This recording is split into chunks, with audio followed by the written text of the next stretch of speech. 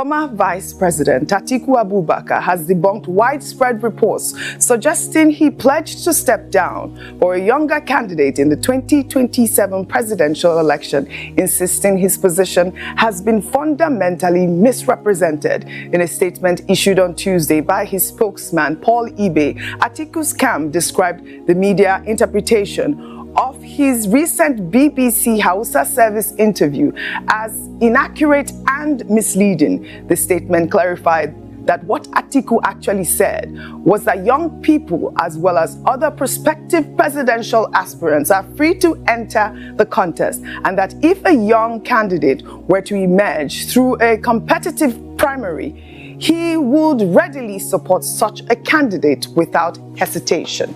Wasu na ganin cewa lokaci ya ja, ba wannan ba shi bane karan farko ka sha fitowa a wannan takara amma baka samu, ga shekaru suna karuwa. Baka ganin kamar lokaci ya da zaka iya daga matasa kafa ka ba su dama? Ai ban hana su ba. Wa yana so? Ba wani wanda yana so. Amma ba ku jawo su jiki ba, ku nuna masa hanya. Ai jam'iyyar da muka dauka yanzu ai matasa da mata muka saka a gaba.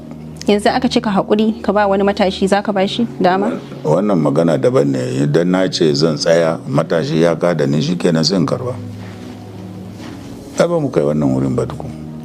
Well, that was Atiku Abubakar's BBC interview. Well, Paul Aide further clarified that after a thorough review of both the video and the transcripts of the interview, in the original Hausa and English translation, it is evident that at no point did the former vice president expressly state, suggest, or even imply that he intends to step down for anyone. And I'd like to read some tweets now. This is from 64, who wrote right here, just a quick reminder, sir, by 2027, you will be 80 years. My advice is please keep the money you want to waste again for campaign for your children and grandchildren. And I'll take another tweet here. Atix wrote, he has no consciousness of age.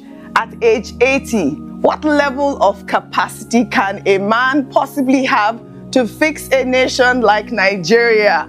That's the question. Ayo, are you listening? And then finally, another Twitter user, Chris, posted on X, wrote, what many Nigerians do not understand about Oga is that while others see the presidential race as a sprint, Oga sees it as a marathon.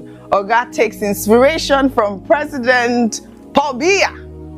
Nam, Jessica, it means stay strong, Ayo. All right, well, before I come to you, let me just go through other comments. In the same vein, Atiku Abubakar's spokesman, Frank Shaibu, has issued a scathing statement criticizing President Bola Ahmed Tinubu's claims of progress in education, healthcare, the economy, and security during his Independence Day address to the nation, arguing that the president is disconnected from citizens' harsh realities, using vivid metaphors. Shaibu declared, the yam may be plentiful, but if the pot is empty, the stomach still rumbles. Today, Nigeria's pot is not only empty, but cracked, and the people remain hungry. On education, Shaibu argued that many pupils still learn under harsh conditions while teachers struggle with poor salaries, stating, a man who builds many huts without roof has only built shade for goats. Very plenty metaphors, Frank Shaibu. Well, regarding healthcare, Shaibu noted that Nigerians still provide candles, syringes, and drugs before receiving treatment in hospitals. The opposition spokesman also criticized the government's economic reforms, highlighting that food prices have skyrocketed, transportation costs have overwhelmed households, and many families eat less than 1 meal a day, declaring in another quote, if these are the seeds of reform, then the fruit is still bitter.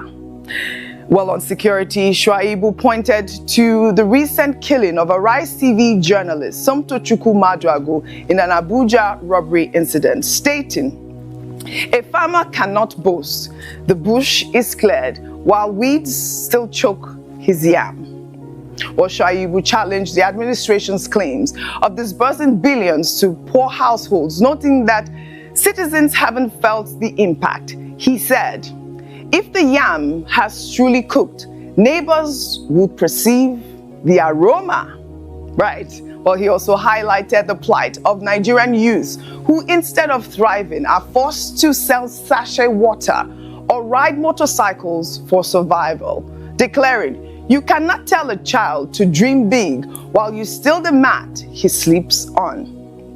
Shuaibu urged the government to reflect honestly on the state of the country, suggesting that anniversaries should be moments of sober reflection rather than self-praise, concluding, Nigeria is 65 years old, but our leaders still serve promises as though we are meals. And you know that Frank Shuaibu, Ayo Rufai, Dr. Abati, is very good with this sort of metaphors. But you know, most of the things that he said, I mean, a lot of Nigerians can agree with that, right? Yes, Ayo, okay, go let ahead. me just start. I'm sure that from Tinubu's camp, one person in particular would have a proverb in retaliation, because it's about Kokoro Tonje for, you know, he would have something to say to him. Maybe it would be proverbs or proverbs in terms of response. But, you know, on another note, let me just talk about very quickly, first of all, going to the age question and the comments that came around former Vice President Atiku Abubakar saying that he's too old. I don't think, well, when it comes to age, there's nothing around a cap on the age of the person who wants to run for the presidency according to the constitution. So he's well within his rights. If we compare the frontier of democracy front runners, we have, you know, Donald Trump is 79 years old. He's going to be 80 next year. Joe Biden, who had contested in the last US elections, is currently, I think he's 82, and he's going to, so he's going to be 83 later on this year. So what we have been calling for, yes, is competence and also physical, virality. So is it physically fit in terms of a doctor's report? You know, we've often talked about any candidate being bold enough to present to Nigerians a status of fitness of health, so that you know that when you're in office, you have both the mental and physical capacity to lead a diverse nation and a young population like Nigeria. Competence is what we've been asking for. And that's why we often say as well that when it comes to campaign season, let's campaign on ideas. What do you have for the Nigerian people, so that people can make a decision as to whom they want to elect, come election season? Alhaji Atiku Abubakar has been good in that, sharing ideas of what he would do differently from this administration. One of which is that in recent times he had said that he had proposed a phased out approach to the removal of fuel subsidy. It's ideas we want to banter with. It's ideas we want to bring to the table, whether it be him, Peter Obi, President Goodluck Jonathan, anyone at all. It's competence above, these other things, whether ethnicity, religious background, or even age. What we want to see is competence.